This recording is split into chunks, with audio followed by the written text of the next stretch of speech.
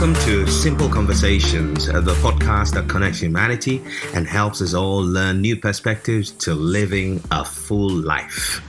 My name is Inshira Ado.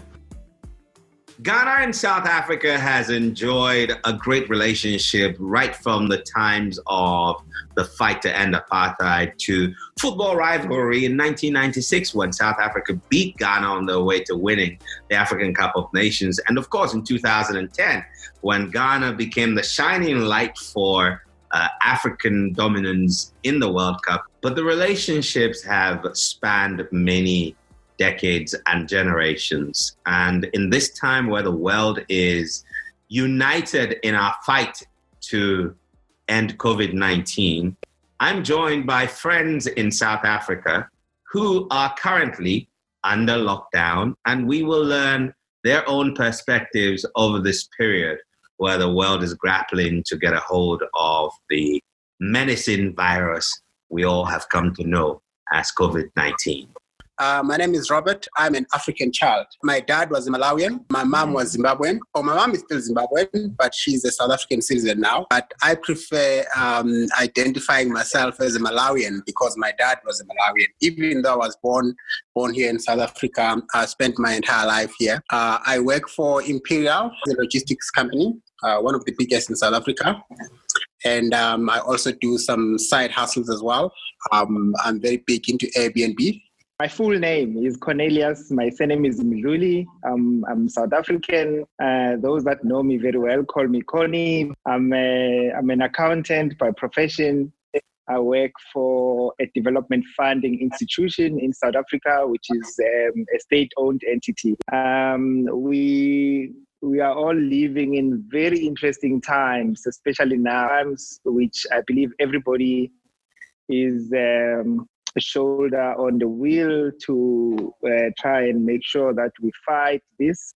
It's not just a country problem, but it is a global problem, which I believe as Africa, we actually have done pretty well, to show the world that we can also stand our own and we can also have a significant contribution to try and solve this issue.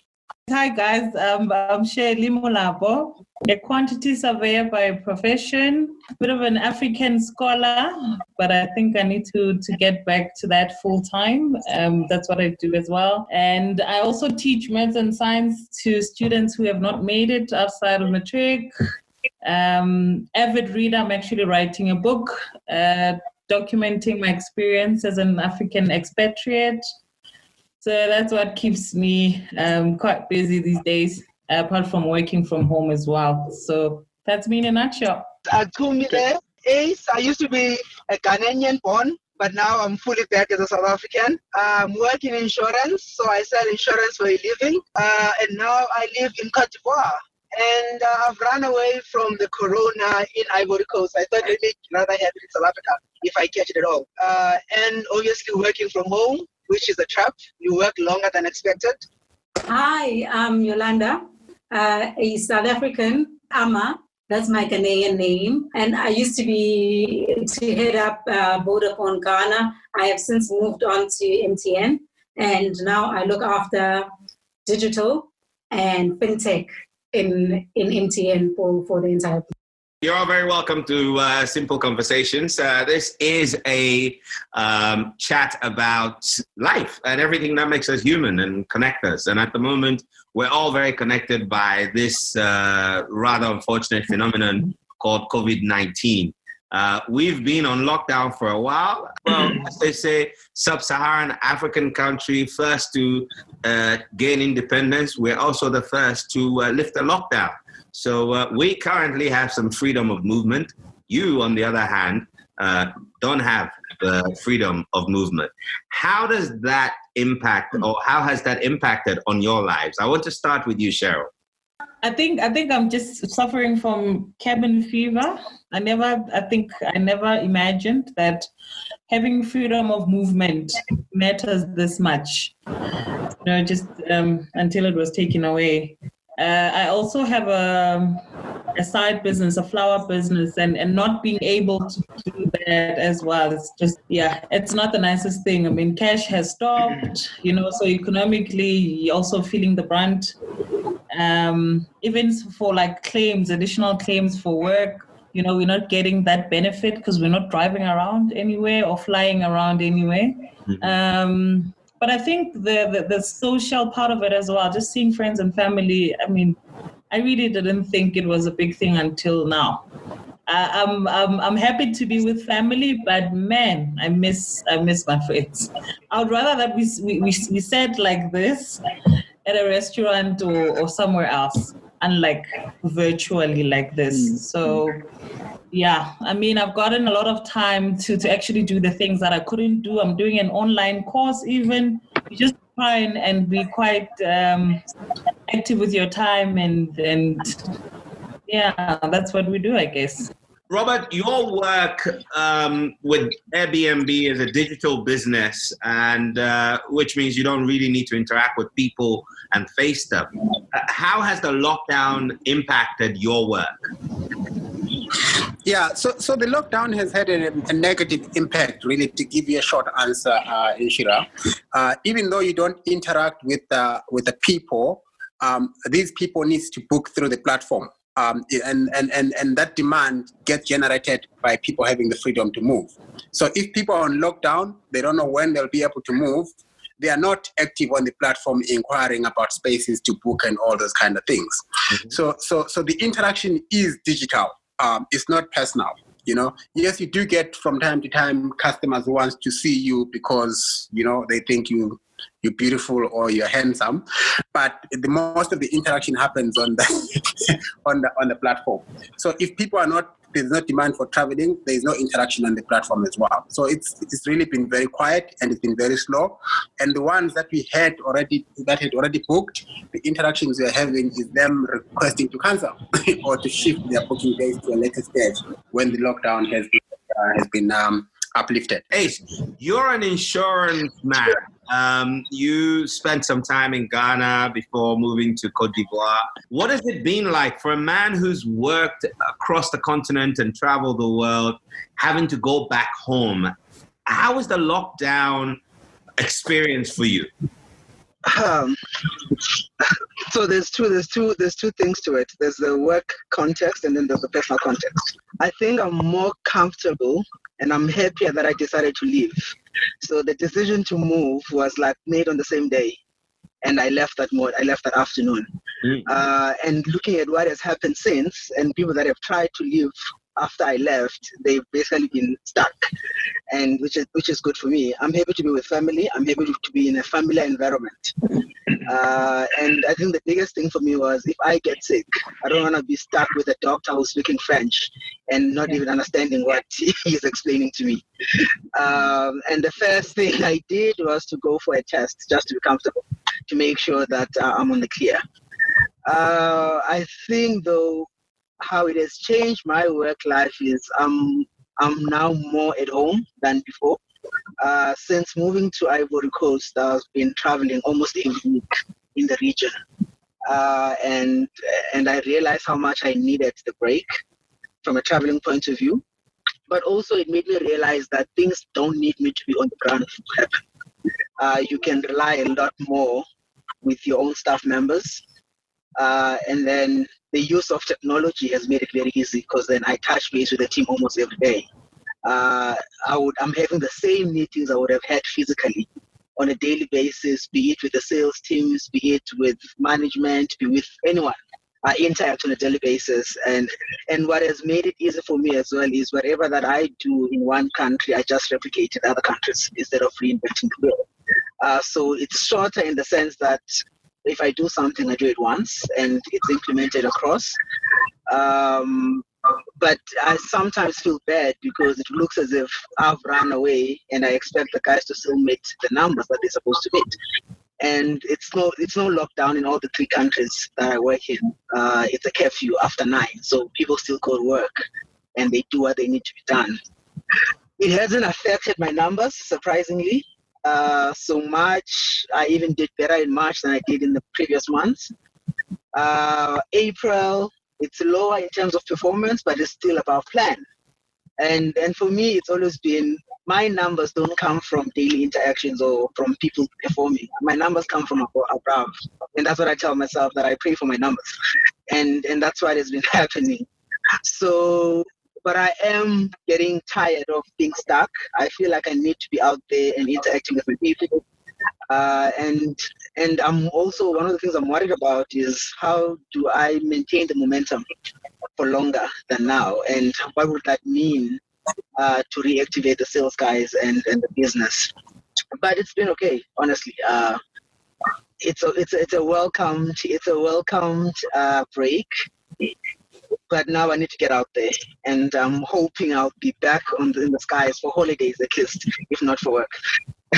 That's interesting. You know, the guy's thinking about holidays even before he mentioned work, but that's okay. The world is it's okay to discover it. Now, Yolanda, you have transitioned from your work as CEO of Vodafone here in Ghana. You went back home, then you've moved to MTN from Vodacom.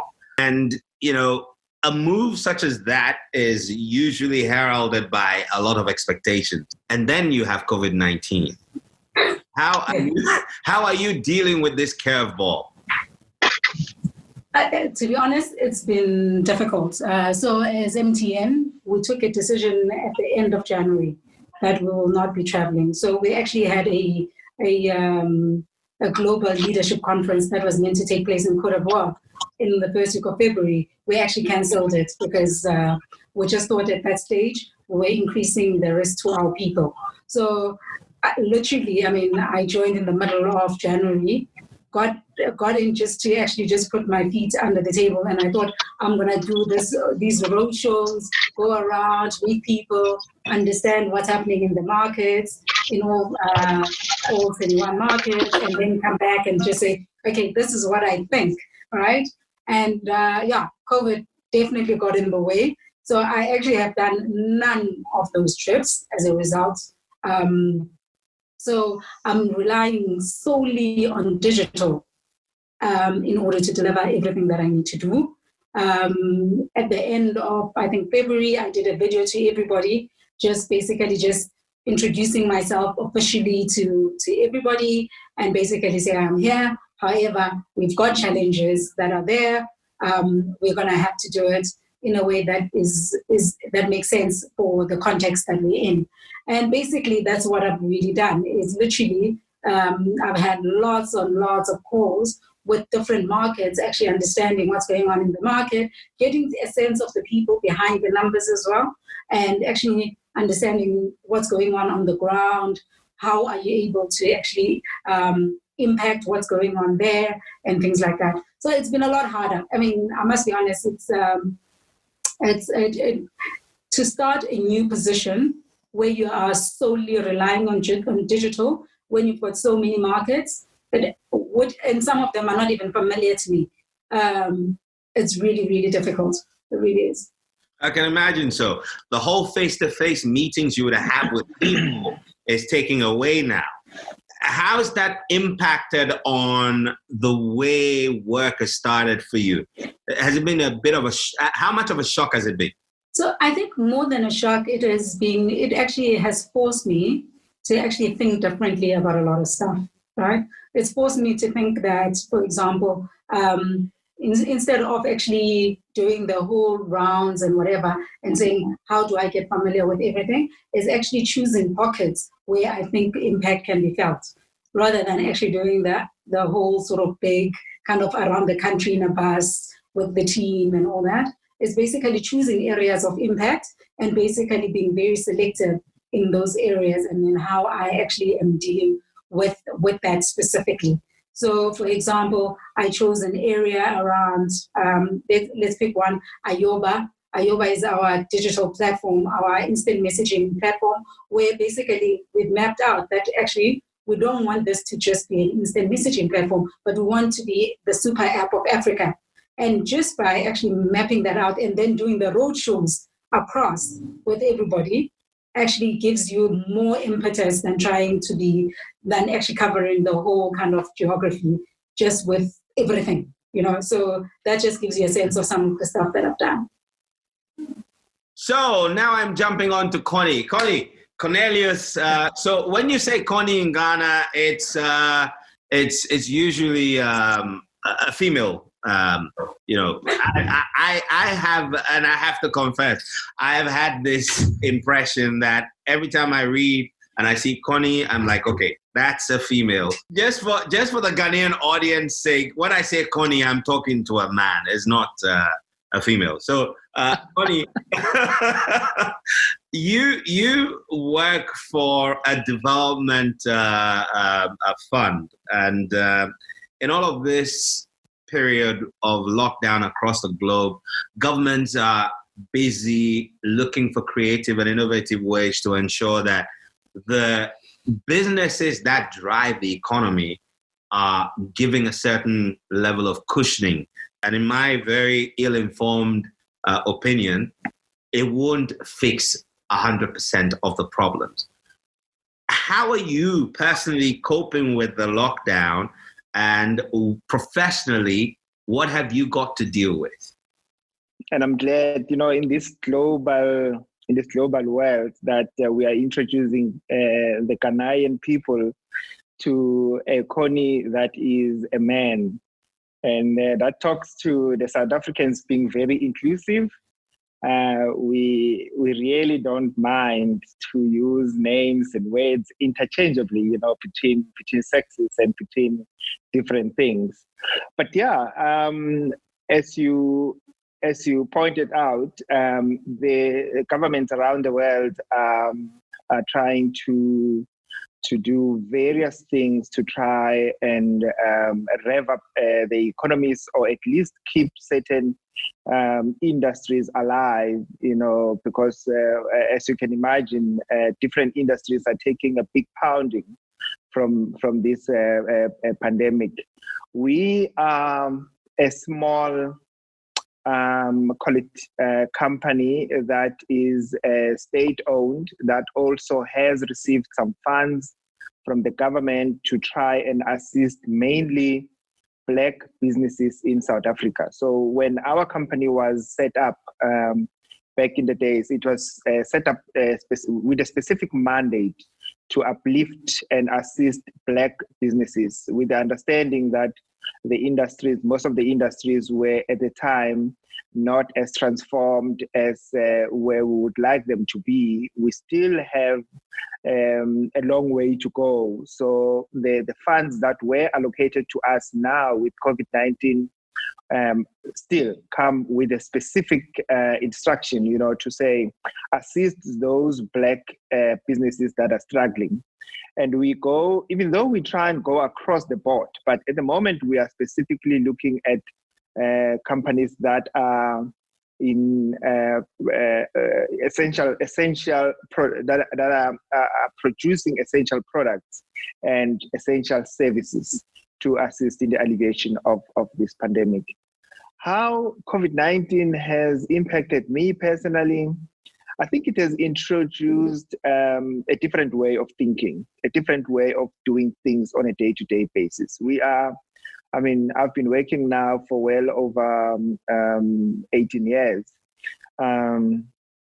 We are so used to waking up in the morning and going to the office. We are so used to interacting with people. We are so used to working in teams, but physical teams. You always have somebody that you could ask something, or somebody that is referring something to you, so that you come up with a united way of doing things. Now, this has given us an opportunity of thinking about ways to do things differently. Sometimes I feel like it's in a more progressive and more a better way. And I'll give you an example.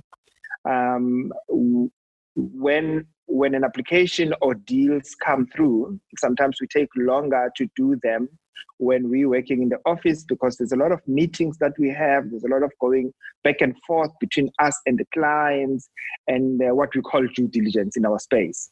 That takes very long. long, as in sometimes the due diligence could take between 3 weeks to 4 weeks to even 3 months, depending on how big the project is. But now I have managed to close a deal in the shortest time ever.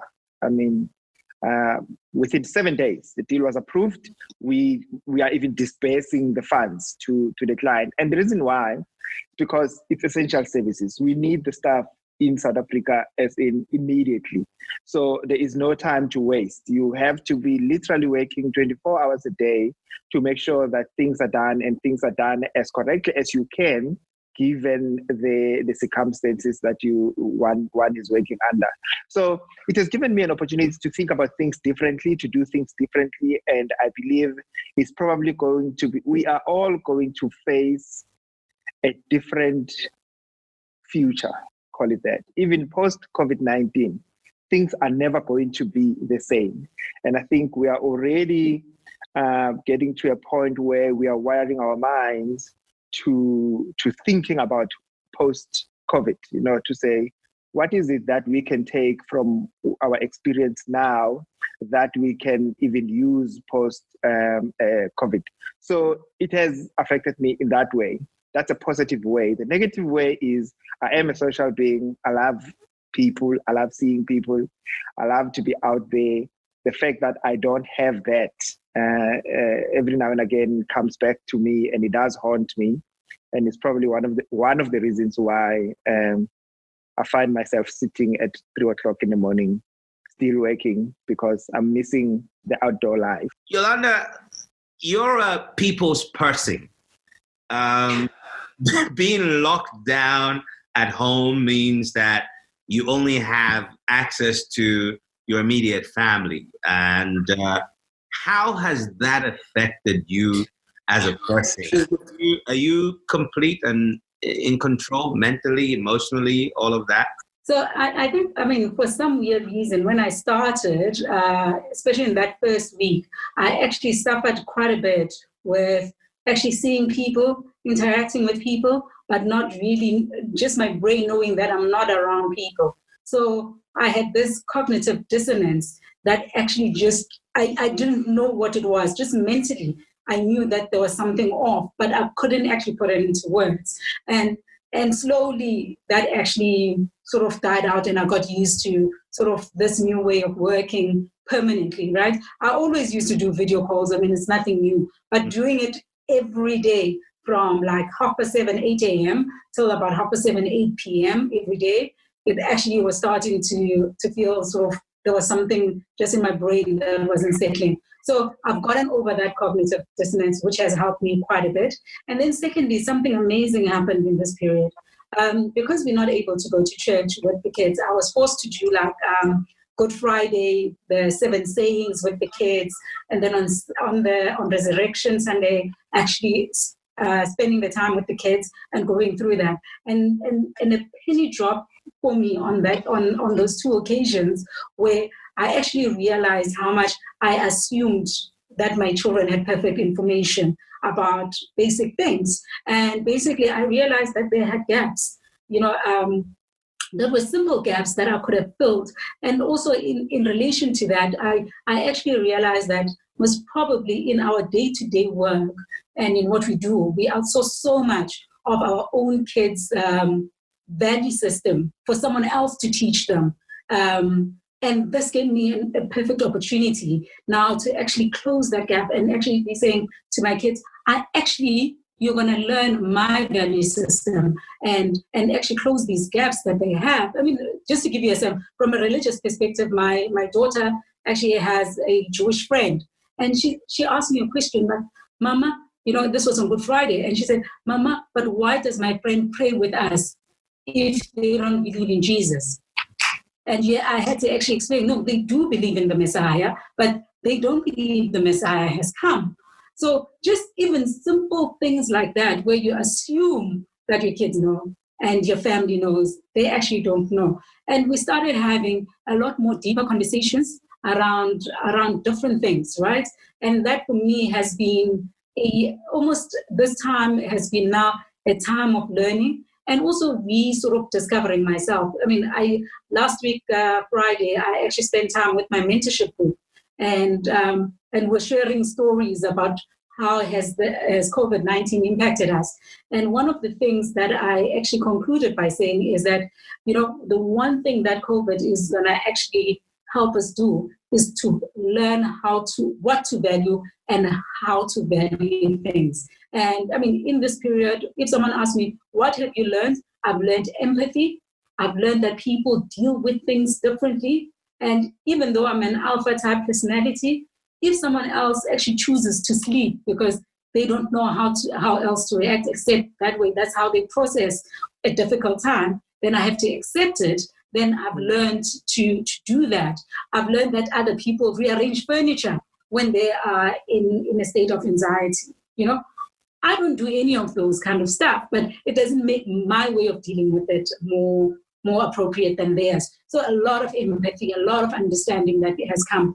And also, I mean, one of the things that we most probably don't think about a lot is that we've actually learned a lot of resilience. About 2-3 months ago, if I told you that the entire world will be in some form of lockdown of some shape or form, and just if someone came to me and told me that, like, Yolanda, you're going to stay in the house and you're not going to lose your mind and you're still going to function well and you're going to do everything, I would have said you're crazy.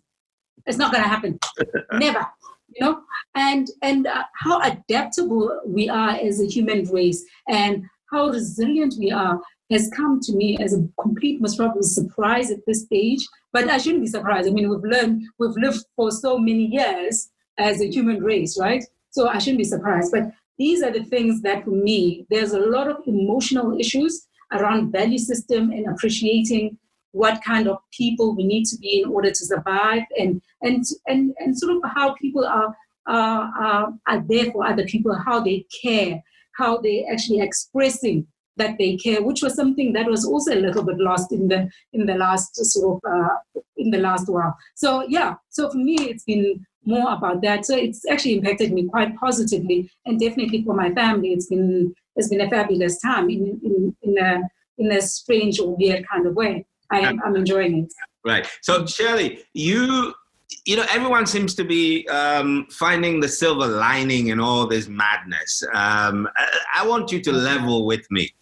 Do you also find it, rewarding in one sense, or maybe a certain positive discovery during lockdown? I think I have gotten to appreciate my time with my family. I have not been at home for this long because I was also working cross-border for about 5.5 years.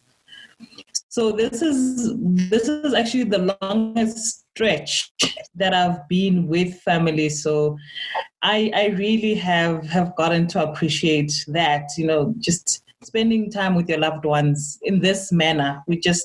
That for me is the silver lining. And I think I just work longer hours. I don't know if that's a good thing or a bad thing, but because you don't have anything else to do, you just reach your targets that much more faster, and clients are just piling in work because we seriously have not slowed down. So I'm in the mining industry, and after we issued some force majeure letters, we thought we're just going to slow down. No, we are getting work well ahead of time. And I think we're just mapping out work so that we don't lose people and we don't have people sitting without jobs. Like, we're actively working towards that. And I think that has been just the human spirit that has come across from corporate, which I have never seen before. People are working around the clock to make sure that there is money in the coffers so that people do not take pay cuts and things like that, because those were talks that we were having before going into lockdown. So I think I've just seen the compassion actively, and being part of that as well. I think it's a good thing. I think people are going back to being human and to just having that compassion for the next person actively, not just saying it, doing it. So for me, I think that has been the silver lining. Very, very honestly. Yes. So it's not all bad, I think. Yes, we're forced into, the four walls of our houses and whatnot, but I think it's almost like it's a universal cleanse of some sort in a very weird way. I think we're just being taught to remember who we are.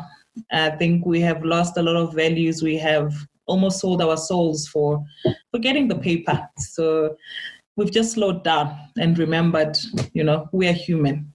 Robert, let's move away from all the other stuff you do and focus a bit more on Airbnb. You have people who depend on that enterprise of yours to make a living. How are you showing compassion, as Shelley mentioned, that their business is beginning to show that in a way that she's never experienced? Yeah, Inshira, my business has got 15 people at the moment. 3 of those people are managers. And the rest, 12 people are cleaning staff. This period for me has sort of been a reset. Spending a month at home without going anywhere has actually made me realize that I need actually very little in life to survive. And that the impact of that in how I'm overcoming or I'm handling the situation is, what's important for me is to make sure that all my staff members get paid their full salaries for as long as this lockdown is there. And I programmed my mind that these people depend on me. If they don't get a salary from my business, their families are going to be hungry. I am not going to let that happen. Even if I don't have a single guest that's going to stay at my apartment for the whole month, I must make sure that these people are at home. I must make sure they are safe. I must make sure that at the end of the month, they get paid their salaries. But I can tell you now, even though they've not told me, when they saw SMSs coming on their phones yesterday, for me, I know that they are grateful. And I think this period really made me realize that we actually don't need, especially people like myself, or all of us sitting here on this call, we don't need more of the stuff we thought we needed before this lockdown to survive and actually to care about other people. I think you take the whole concept of compassion to a whole new level, because in Connie's experience and the work she does, it's easy to take for granted that we're all doing white and blue collar work, but you have a lot of people who actually keep the economies of the world going, who don't sit within the white or blue collar space. And I don't know whether this strikes a chord with any of you, but generally the world seems to have a bit of distrust for governments. Connie, you're working directly in the throes of this pandemic and the support that government is providing, especially in the case of South Africa. How do you find the point of convergence of the cynicism that people would have of government and the compassion and responsibility that government has for its people in the announcement of a number of the policies to ameliorate the pressures that would be on people who are not just on the upper side of the pyramid, but also those who actually make the economy go around, but oftentimes are unsung? Look, I'll be the first one here on this call to probably say our government has done probably better than what the general public has been expecting the government to do. And yes, you are spot on.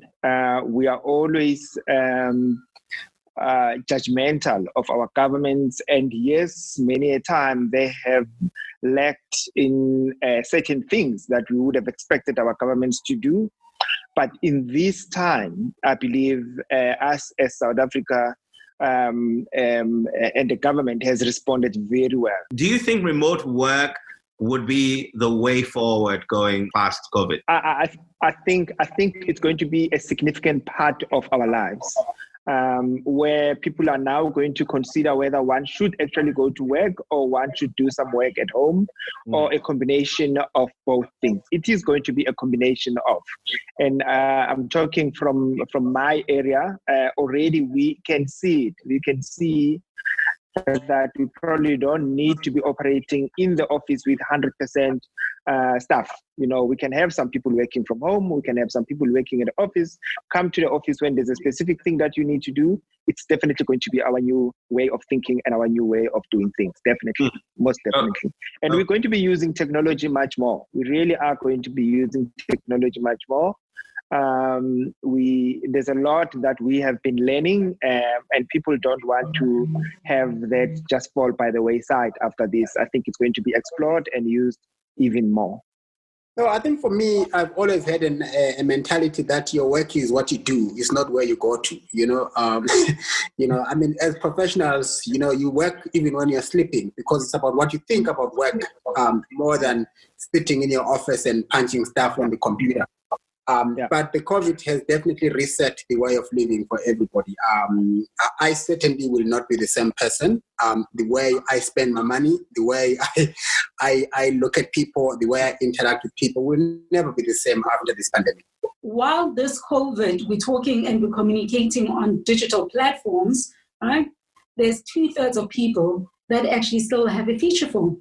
They don't get to see the kind of news you see. They don't get to see the kind of stuff you see. They rely on TV and radio and other mediums to get information. So for me, it's made me start thinking really deeply about how do we make sure we accelerate the integration of everybody in this new society that actually has connectivity as the core of what we do. Well, I'd like to say a big thank you to all of you. You've shown the heart of leadership in these very unpredictable times.